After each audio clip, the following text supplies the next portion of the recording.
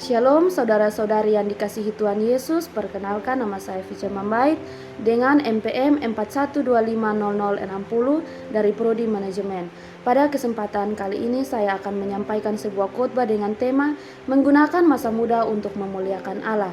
Ayat yang mendukung tema ini terambil di dalam Kitab Pengkhotbah 12 ayat 1 yang mengatakan, "Ingatlah akan penciptamu pada masa mudamu, sebelum tiba hari-hari yang malang dan mendekat tahun-tahun yang kau katakan, tak ada kesenangan bagiku di dalamnya." Saudara-saudari yang dikasihi Tuhan Yesus, masa muda adalah masa emas, masa penuh energi dan kesempatan. Karena itu, Tuhan mengajak kita untuk mengingat Dia dan memakai masa muda kita untuk tujuan mulianya. Di dalam Pengkhotbah 12 ayat 1 menekankan pentingnya mengingat, menghormati dan hidup benar di hadapan Allah sejak masa muda.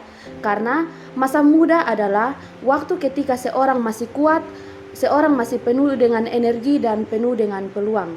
Ayat ini mengingatkan bahwa sebelum datang hari-hari tua, ketika kekuatan berkurang, ketika tubuh melemah, dan banyak hal yang tidak bisa lagi kita lakukan, kita harus sudah membangun hubungan yang kuat dan yang kokoh dengan Tuhan.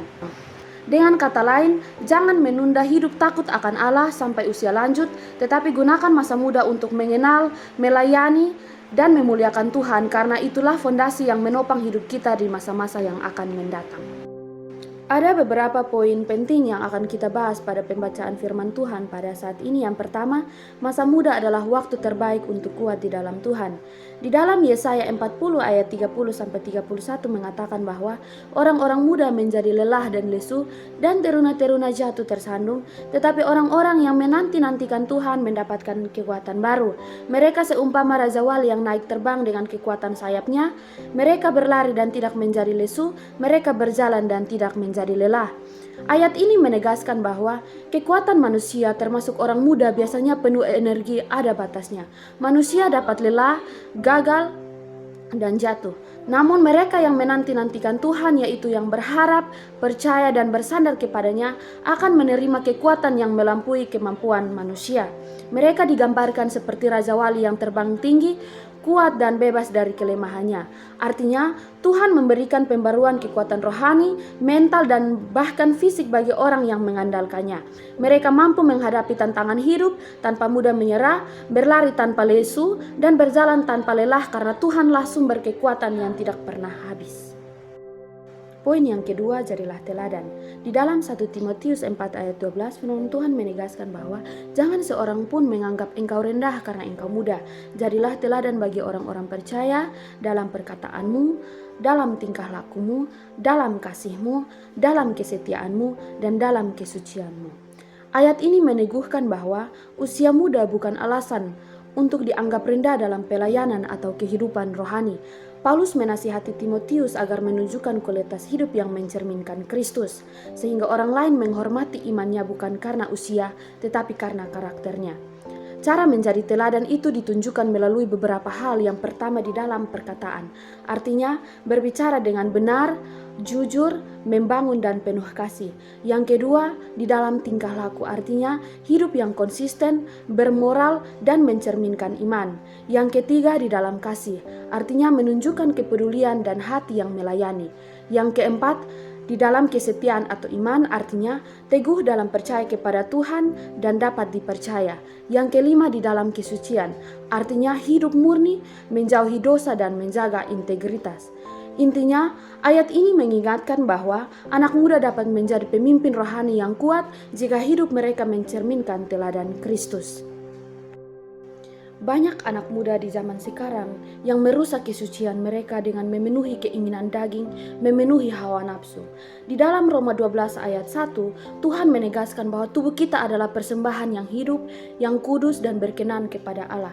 Jadi, kita sebagai anak-anak muda, kita harus menjaga kesucian kita, menjaga tubuh kita untuk dipersembahkan kepada Tuhan sebagai persembahan yang kudus dan hidup di hadapan Tuhan.